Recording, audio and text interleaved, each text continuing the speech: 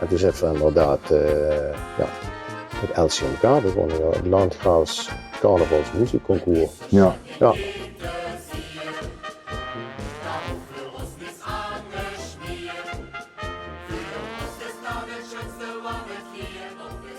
Wie is dat zoiets gekomen? Had die dich benaderd? Ja, het initiatief loog wel denk ik bij de Frans en de zag het en de Jan. Ja, oké. En die hadden denk ik op dat moment gewoon gekeken, die hadden het idee om het LCMK te beginnen om een groepje te vormen die door al op hun eigen niveau, op hun eigen, of in een eigen omgeving mee bezig worden. En ik denk dat ze zo bij ons zijn goed gekomen. Dus ja, en toen zijn we inderdaad het LCMK begonnen, ja, het Landgraafs Carnavalsmuziekconcours. Ja. Ja. En wat zijn nu dingen herinneringen of verordingsfunctie of verordingsdag? Wat er überhaupt een taak of? Ja, dat was wel een taakverdeling, dat wel, ja. Maar die zoet meer in het vooraf, in het organisatorische en maar het grote werk loog toch wel bij de Frans en Jan. Die worden toch wel eigenlijk het brein achter het LCMK. Dat is wel eerlijk. En via horen door iets ondersteunend in. Ja.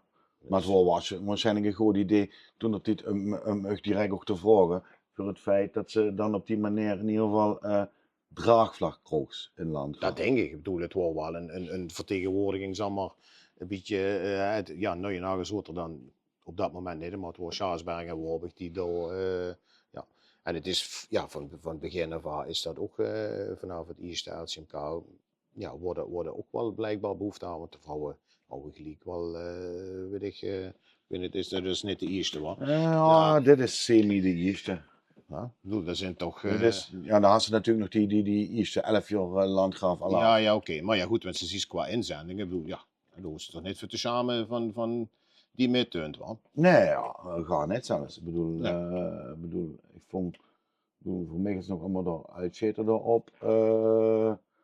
Wat die staan, die de allerschönste print, de schönste avond. En als ik dan gewoon kijk inderdaad naar bijvoorbeeld, nogmaals, de muziek vind ik geweldig, maar ik vond het liedje, echt dat zelf ietsje minder. Nee, maar daar was een heleboel andere dingen, leuke dingen gemaakt. Dat kan. De soepkar en dergelijke zaak, wat op die andere cd staat, dat vind ik nog allemaal geweldige nummers. De luister, ik bedoel, ik denk dat het toen best een hele goede start was. Echt wat toen nog niet natuurlijk. Kijk, en het leuke was ook wel dat ze op een gegeven moment kunst erachter dat in Landgraaf toch ook heel veel potentieel zit aan muzikanten, aan tekstschrijvers, aan lui die gaat kunnen opnemen, lui die gaat willen opnemen. Hè? En dat ze ook merken dat er een hele diversiteit in is. Wat ik zei van, want de bandjes van Osbeloesers, het is heel herkenbaar als zijnde in de arrangementen en misschien ook in de teksten, dat weet ik niet. En wanneer ze dan die Angerhuis, dat ze denken van, dat klinkt toch heel anders dan van wat Veer doet en ook heel verrassend, ook heel leuk en ook heel nieuw. Ja. Het is natuurlijk ook wel een van de mooiere dingen eigenlijk, wanneer er muziek werd gemaakt, dat ze onderscheid huurt. Ja. Wat ik zelf bijvoorbeeld heel vaak had, want ze inderdaad traditionele muziekopnames en maakt het eigenlijk goed. Nou ja, goed, in een studio bijvoorbeeld, maar zo vind ik dan bijvoorbeeld heel vaak te veel trompetten onder de melodieën. Dus ondersteunend. En dan denk ik van mag wel eens wat anders. Dus ik vind bijvoorbeeld zo'n ontwikkelingen wie van Lieshout en Arts, vind ik dan ook wel heel erg leuk. Dat van een ganse andere kant komt, van Limburg, met een ganse andere stijl. En dat vind ik ook, dat had ik allemaal gezegd, en ik vind dat echt, dan moest ik goed eigen durven. Het had gewoon allemaal echt een eigen stijl gehad, en zich misschien niet, misschien wel laten inspireren, maar wel allemaal hun eigen pad bewandeld. Ja, handvroeg wel. Kijk, we zijn op een gegeven moment, dan kun je ook eens op het punt dat ze eens gevraagd werd om op een oefening op te trainen. En dan kun je er ook achter dat ze, wanneer ze alleen maar die eigen werk heeft doen. Ja. Dat het misschien, zeker wanneer ze dan in kerk al gevraagd worden en du geeft door alleen maar die eigen liedjes zingen, dan merk je misschien moeten we ook het angst er tussendoor doen wat de lui Ja. wel cannabis. Dus toen had we inderdaad ook gezegd van ja, misschien moeten we ook gewoon eens een potpourrietje opnemen van bekende Limburgse of bekende Duitse nummers. Ja. Ja, dat hadden we toen ook gedaan. Maar die zijn puur en alleen maar gebruikt voor de optredens. Die zijn eigenlijk nooit echt op een cd of op een bandje of weet ik wat dan voor dat gezet. Ja, Nee. voor die had je waarschijnlijk ook wel eens gegeven, die laatste cd. Ja. Ja, oké. Ja, maar die cd die had van eigenlijk laten maken gewoon als verzameld werk voor de Ja. die bij muziekcollega daar betrokken worden van dit is alsjeblieft, dat is alles wat voor ooit Het is gemaakt eigenlijk de bedoeling dat de bonus werd wanneer ik verder ben met die 18 delen. Oké. Dat we die nog volledig goed kunnen. Ik probeer ze, ja, wat ik al eens gezegd had. Ik weet dat alle iemand online gegooid had. Maar ik ga nog tegen de Leo uitgedaan. De bedoeling is dat we het nou een hoger plan trekken. Dat het op alle streamingdiensten terecht kunt. Dat het voor jullie makkelijk te vinden is, niet alleen op YouTube. En dat het nou 24 bits naar 48 kilohertz geeft. En ja, ik ga in feite die CD van nu ga ik door een heleboel dure CD-spelers gegooid. Om te kijken wat klinkt het best, om dat inderdaad naar het volgende plan te trekken. En dat wil ik dan eigenlijk ook als bonus uit gaan brengen. Ja. Samen met 11 keer Landgraaf Allah, waar dan ook een Warburg op staat. Ja. En dan liggen nog wat andere plannen. Kunnen ze daar het vergoed has? Ik weet niet wat ze me nog eens vertellen. Ik huur wel een schat, maar.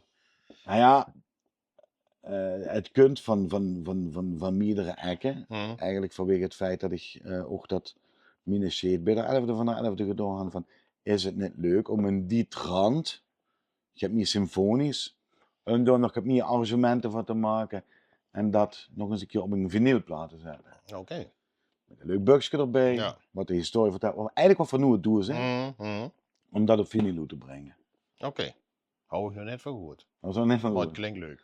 Ja, goed, kijk, ik ben daar heel eerlijk. Dus die arrangementen, dat komen we wel uit dan zeggen. Het is alleen de kosten van zo'n maken is natuurlijk, ik kon er geen geld in. Nee, dat is. Dat snap ik. Ja. Maar nogmaals, meer vanwege het feit van, ik wil dat die aandacht op die muziek van Landgraaf blijft, omdat er gewoon een heleboel goede liedjes zijn gemaakt. Oké, het zijn er misschien 350. Misschien dat ze er inderdaad zegt van, goh, 80 zijn echte uitspringers. Maar ja, dan maken we die wel anders allemaal te huren. Ja, zeker. Ik denk dat even aan het radio voor Kullen en in Maastricht en Venlo en noem het nu op. Ik denk dat ook, dat wordt ook veel meer gemaakt en uitgebracht dan wat we huren. Hè? Tuurlijk. Dus dat zal ook niet alle nu even goed zien of even geweldig. Dus het zal door niet anders zien wie hij. Zo is het. Hè? Even denken of ik dingen ben vergeten eigenlijk. Ja, dat was trouwens al een beetje met de vinger in een nummer van ons gezeten. Hoor. Ja. En geet niet weet wat. Nee, ja, ik ben het officieel net. Nee, oké. Kon altijd ja, oké. Ja. Ja, verrassend. Dat is wel... ja. Nee, ja, weet je, ik bedoel... Nou ja, goed, dan kon ik gewoon met de billen bloot. Dan zag ik maar wie het helemaal in elkaar zit. Het is heel simpel. Ik was met die arrangementjes bezig, omdat ook dat idee van die plaat al een beetje levert. En dat, ja, nou ja, goed. En op een gegeven moment belde het door Colin en Jolijn me op en zei van, ik zou eigenlijk het nummer van de Koetje Gruskes nog eens een keer opnieuw willen opnemen. Omdat we eigenlijk toch vingen dat wie toen nog die is opgenomen, met de talenten die er toen waren, net goed te ver is gekomen. Zei ja, weet je, maar dit is ook een tijddocument, het is wat het is. Zo moet ze het ook soms houden. Ja. Maar als ze er nummer van, ik ben de Koetje Gruske. Ik ben de Koetje Gruske. Okay. Dat gaat het duur. Ja. Goed, maar dat Koetje Gruske, natuurlijk, dat speelde al een tijdje door mijn kop. Omdat, het ging op een gegeven moment nog niet zo lekker met de dingen. Dus ik hou wel eens een keer het domme remixes gemaakt. Waar ik het P op een gegeven moment een paar keer aan laten zingen. Wie putje, zo'n dingen. Maar ik wou al een tijdje geleden onlangs begonnen van, wie zou dat nu klinken, wanneer ze daar inderdaad een symfonische versie van maakt. Nou ja, hun bellen me op een gegeven moment van, ja, we zouden het eigenlijk opnieuw willen opnemen. En op dat moment waren eigenlijk 70-80% verdig. Ik denk van, dat is misschien een leuk idee. Om hem, dan houden ze nog net geweld, om hem eventueel aan te bieden aan de Colin als afscheidscadeautje of gekkere andere prins die opvolgt. Nou, Zegt, ja, maar zitten, er is nog het. Ik zou het leuk vinden, we ook een versie maken van een GTG de Wit. En die was verder.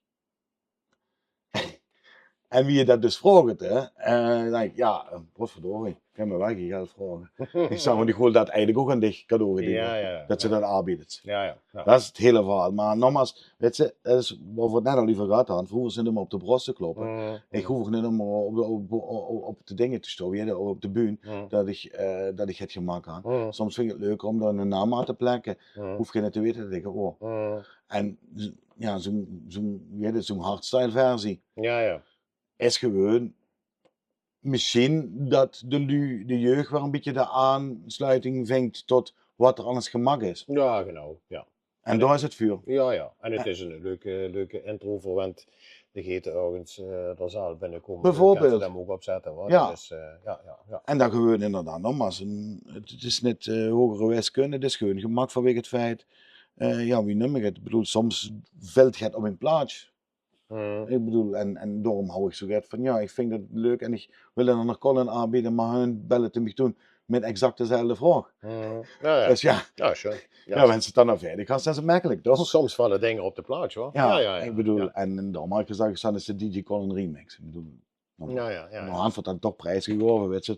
Het wordt toch goed gekomen, maar boeit toch niet. Ja. Maar het geeft zich niet om zichzelf op de borst te kloppen. Ik ga er net van weten. Hij is op dat moment domaan. Toen zie ik het gewoon. Als de prins wordt best domaan. En dan is het leuker dat hij het aanbiedt dan een of andere pieper die dat in zijn studio in neer had gestaan om 3 uur 's nachts heen. Ja, precies. Ja, toch? Ja, zeker. Ja. Om al die jaren terugkijken, hè. Wat is nou die leukste carnavalsherinnering qua muziek en misschien erachter net qua muziek? Ja, eigenlijk is dat dynamisch. Er gaan nog allemaal momenten dat ik denk van, hey, dat vind ik nou echt leuk. En dat is begonnen met Eworbig. Ik bedoel, die ervaring, wie van dat gemaakt had en wie dat ontvangen is geworden.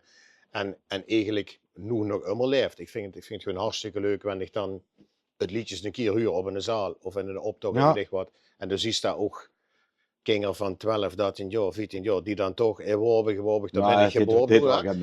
Ik wil niet zeggen dat ze de coupletten kennen, maar de refreinen op een of andere manier. Het wordt dan blijkbaar toch wel doorgegeven en is, dus dat streelt ik dat wel. Dat vind ik dat wel leuk.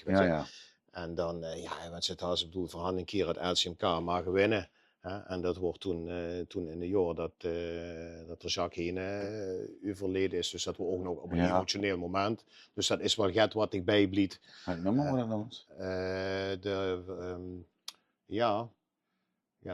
Helgot Christel hier. Het leven is te kort om nooit meer carnaval te vieren. Ja, dat was.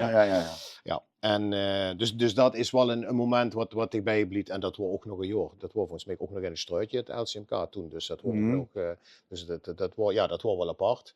Dat was wel iets wat mij bijblied. Ja, en dan ging ze weer. En dan had ik het over eens een keer aan de tekst schrijven voor het presenteren samen met de Andrew van de offende. Over overigens wel met hun stoppen voor dit jaar, het laatste seizoen hebben. En gewoon? Het is mooi geweest. Ja. Ik denk dat voor de dames iets zo vanaf, de eerste dames iets zo gepresenteerd hand. Toen is ze nog zo fris en fruitig goed. Ik weet het, maar ik denk dat de vrouw die in de zaal toch langzaam toos in aan gaat fris om aan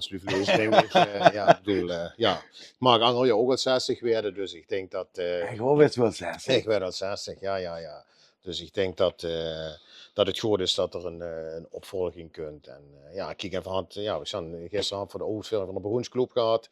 Nou goed, daar mag ik daar ook een stukje middag schrijven en indacteren. Ja, en zo vind ze wel immer het nuits. Maar het bliet irgendwie immer, het had wel immer met dialect te maken, met plat, met de Grunstraat, met Worbig.